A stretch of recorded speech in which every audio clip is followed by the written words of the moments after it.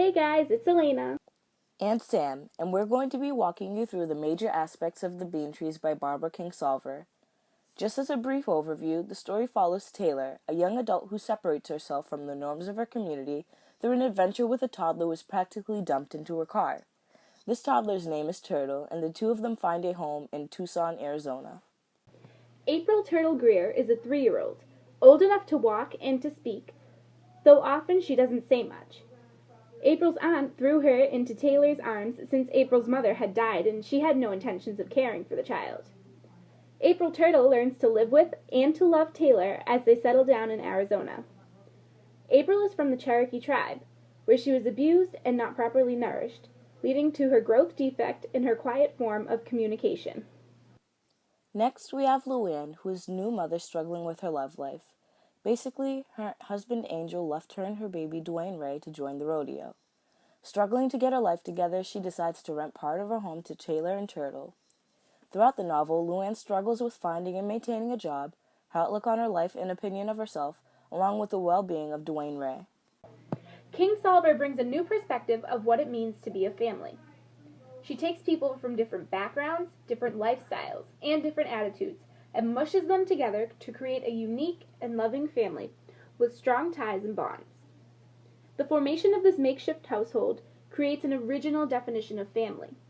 Even though none of the members of their group are related by blood, they struggle with normal family issues, and after all their trials and triumphs, they finally learn to rely and depend on each other.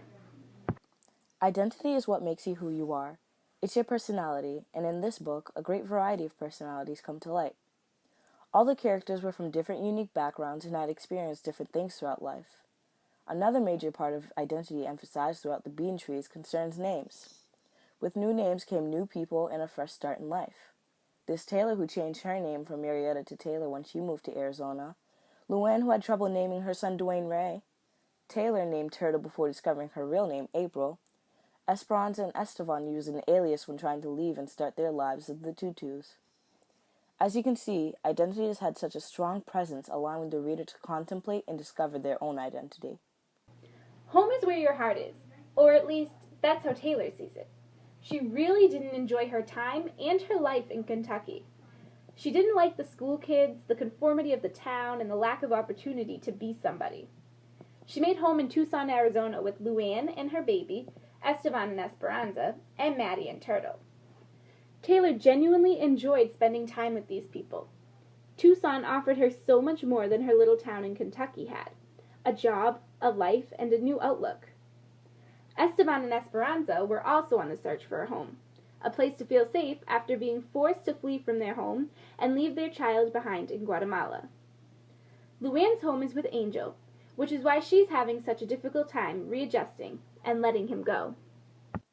Ironically enough, Taylor, Estevan, and Esperanza had negative experiences with their former communities. Taylor, who grew up in a small Kentucky town, always felt like she didn't belong.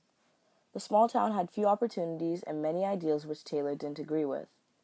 When Taylor decided to take her chance and leave, she eventually stumbles upon a new community in Tucson, Arizona, and she makes her home there within the city. Taylor has finally found a place where she feels like she belongs. Estevan and Esperanza have also had a bad run-in with their former community. Both of them had lived in Guatemala and had been forced to leave after the government turned against them. They then fled to the United States seeking a new home, and they end up in Tucson where they temporarily become part of the community. Estevan and Esperanza both spoke English, something they could bond over, something that made them different from everyone else in their circle of friends. Estevan, though, spoke English, which gave him an easier transition to America from Guatemala. Esperanza could not communicate with the others, at least not to an extent because she didn't know how to. Language allows people to communicate and to express ideas with others. Turtle, too, seemed to be lacking this ability, at least for a while. Turtle would speak, but it might be one word or a small phrase, which was her way of having to communicate. Throughout the story, Turtle would bury her dolls, a way of communicating with a form of silent language, that her mother had been buried. Though these messages were not always received by the other characters, Turtle used her quiet form of communication as her own language.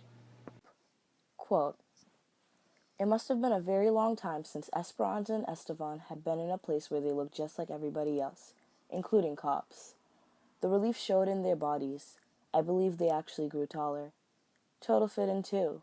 This was her original home. I was the odd woman out. End quote.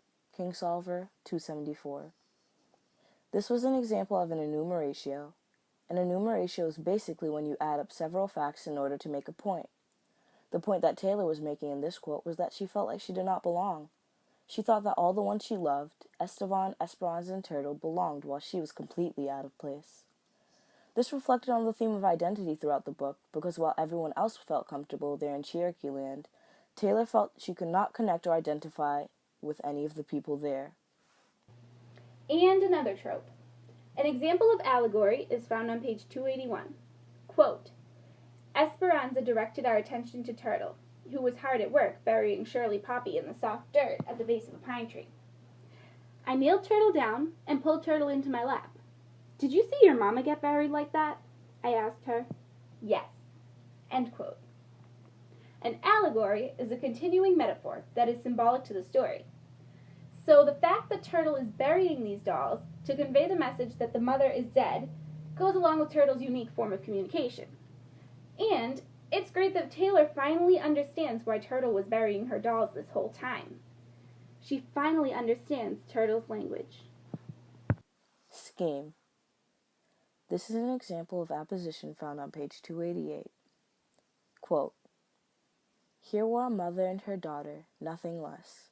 A mother and child in a world that could barely be bothered with mothers and children, who were going to be taken apart.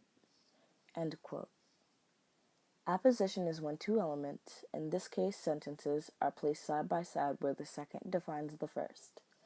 In this situation, the phrase mothers and children is explained. This quote in general is referring to the bond shared between a mother and her child, which is a very strong one. Throughout the book, Taylor and Luann struggled with motherhood, especially Taylor, who doubted herself because she was not Turtle's biological mother.